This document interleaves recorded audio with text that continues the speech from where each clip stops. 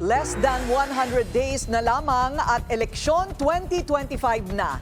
Kaya naman wala nang pahinga ang COMELEC, PNP at AFP para siguruhing magiging mapayapa ang halalan.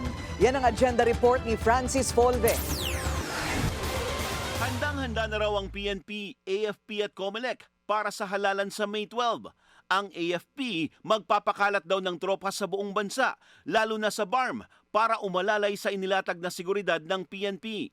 Ang mga nandun po sa front lines ay yung mga pulis natin, pero yung Armed Forces of the Philippines ay tutulong po in terms of making sure that our polling centers are secure at tutulong rin po tayo dun sa pagpuksa ng mga PAGs na tinatawag natin yung private armed groups.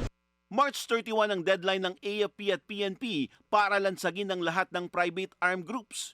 Gusto ng PNP na gawing pinakaligtas at mapayapa ang botohan sa Mayo.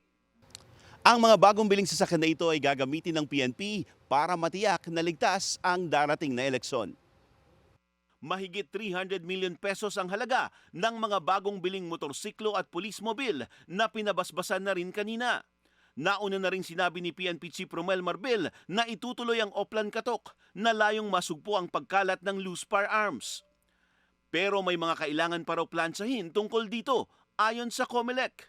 Sinasabi naman po ni Chairman Garcia na naunawaan po namin yung intensyon ng PNP. Kaya lang nga po, ang pahayag po niya, kailangan siguro madagdagan ng safeguards para masiguro na hindi po maaabuso yung ganitong pamamaraan. So ngayon po, tuloy-tuloy yung pag-uusap ng PNP at ng COMELEC para po magkaroon ng common ground, magkaroon ng common stand, maipatupad yung mandato ng PNP and at the same time, magawa po ito ng makakatulong sa ating halalan.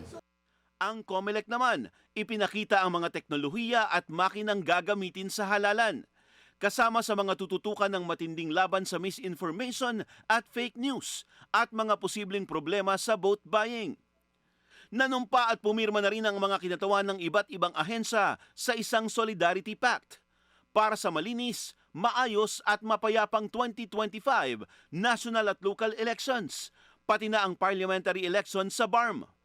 Nakatakda na rin ang local absentee voting para sa mga pulis, militar, Coast Guard, bombero, BJMP at mga guro na magsisilbi sa eleksyon. Ongoing ang application hanggang March 7. Para sa agenda, Francis Polve, Billionaire News Channel.